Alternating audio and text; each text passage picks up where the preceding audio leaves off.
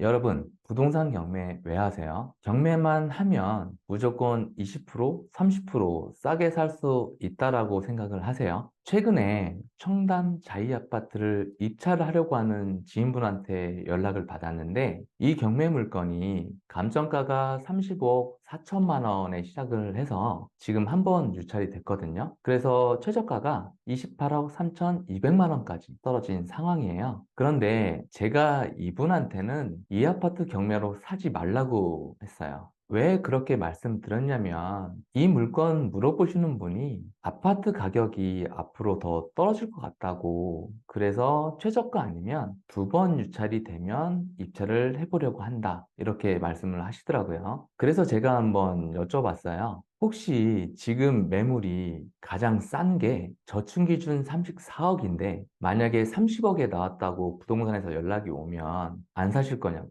그랬더니 바로 사야죠 하시더라고요. 숨도 안 쉬고 말씀을 하세요. 그래서 다시 한번 여쭤봤어요. 그러면 31억에 나온 게 있다고 하면요? 라고 했더니 그래도 사야죠? 이렇게 말씀을 하세요. 그렇다고 한다면 경매로 나왔다고 그냥 덮어놓고 최저가에 입찰을 하려고 하는 건가? 앞으로 집값이 더 떨어질 것 같아서 28억 최저가 아니면 두 번 유찰을 기다렸다가 입찰을 해야 될 것 같다라고 했는데 일반 매물 중에 진짜 급매로 30억, 31억에 나오면 산다고? 저는 이해가 잘 안 되더라고요. 이렇게 생각하시는 분들은 사실 낙찰받기가 참 쉽지 않죠. 차라리 놓치고 싶지 않는 물건이면 경매가 아닌 급매로 살 수가 있다면 훨씬 더 효율적이지 않을까 생각을 합니다. 우리가 경매한다고 경매로만 부동산을 살 필요가 없어요. 경매 낙찰가보다 더 싸게 살 수 있다면 굳이 경매로 살 필요가 없잖아요.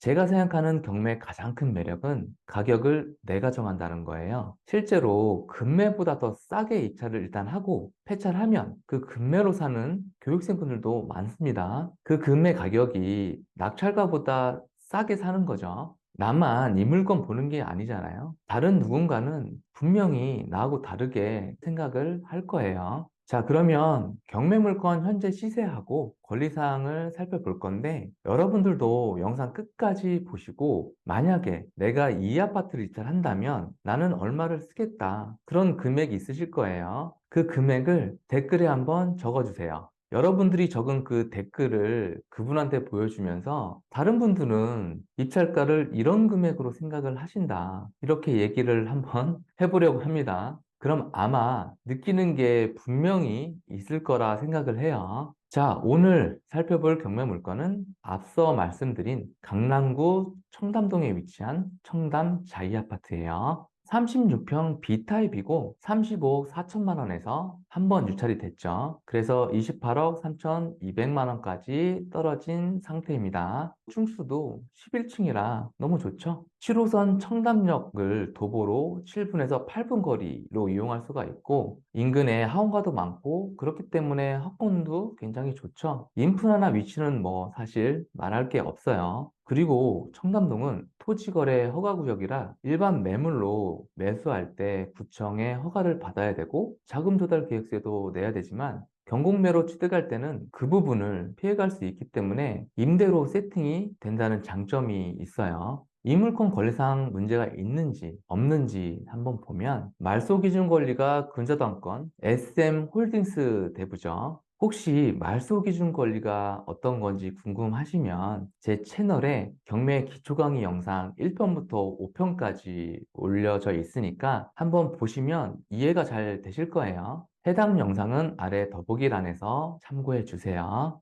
어쨌든 전세권자가 SM홀딩스 대부가 있는데 근저당권자죠. 이런 경우 대부업체가 돈을 빌려주고 전세권 설정을 대부분 하는데요. 그렇게 하는 이유는 다른 임차인을 넣지 못하게 하기 위해 이렇게 전세권 설정을 해요. 대부업체뿐만 아니라 개인도 이렇게 하는 경우가 많거든요. 이 물건은 마소 기준 권리보다 앞서서 들어온 선순위 임차인이 없기 때문에 인수사항은 없어요. 권리 분석은 기본적인 것만 해도 충분히 경매 투자할 수 있어요. 경매는 공부하려고 하는 게 아니라 돈 벌려고 하는 거니까요. 그럼 실거래하고 현재 매물들이 얼마에 나와 있나 한번 살펴볼게요. 36평 B타입으로 보면 23년 4월에 36억에 26층이 거래가 됐고 23년 2월에 33억에 32층이 거래가 됐어요. 최근에 36평 A타입이 최고가 36억 8천으로 거래가 됐는데 요즘 이런 부동산 시장 상황에서도 최고가로 거래가 됐네요. 시사하는 바가 있겠죠? 그리고 최저가 기준으로 보면 19년도 가격이잖아요. 만약 가격이 18년도, 19년도까지 떨어져야 사겠다라고 생각을 하신다면 최저가에 도전을 한번 해보세요. 낙찰이 될지 안 될지는 모르겠지만 그래도 접근은 해볼 수 있잖아요. 전세는 최근에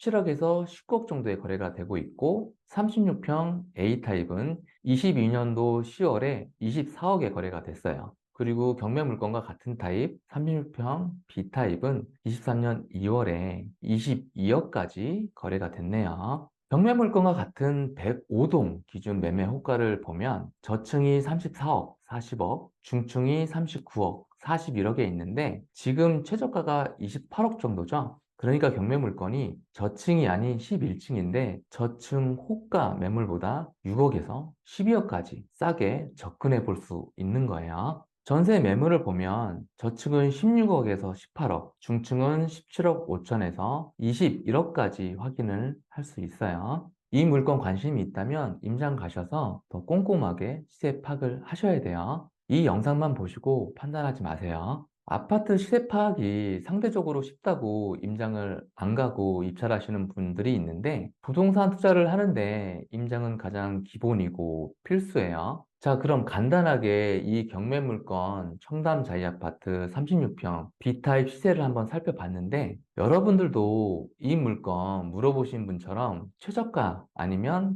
한 번 더 유찰돼서 2회차까지 떨어지면 그때 입찰을 하시겠어요? 아니, 이게 2회차까지 유찰이 될까요? 어떻게 생각하시나요? 사실 막연한 입찰가를 생각하는 것보다 더 고민도 해보고 다른 사람들은 같은 물건을 어떻게 판단을 하는지 비교해 보는 것도 분명 도움이 됩니다. 그 지인분도 여러분들이 생각하는 입찰가를 보고 본인이 입찰을 하고자 하는 가격과 어떤 차이가 있는지 생각을 할 수 있을 것 같아요. 내가 실제 입찰을 하지 않더라도 모의 입찰을 해보면 현실적인 입찰가를 생각해 볼 수 있잖아요. 그러니까 여러분들도 틈틈이 관심 물건 모의 입찰 한번 해보세요. 같은 부동산을 우리는 다 다르게 평가를 하잖아요. 왜 저 사람은 저 금액을 썼을까? 너무 비싸게 받았는데 아니면 정말 싸게 받았다. 나랑 생각하는 가격 차이가 이렇구나. 그런 것들을 분명히 알 수 있게 될 거예요. 거기에서 우리는 또 배우는 게 있겠죠?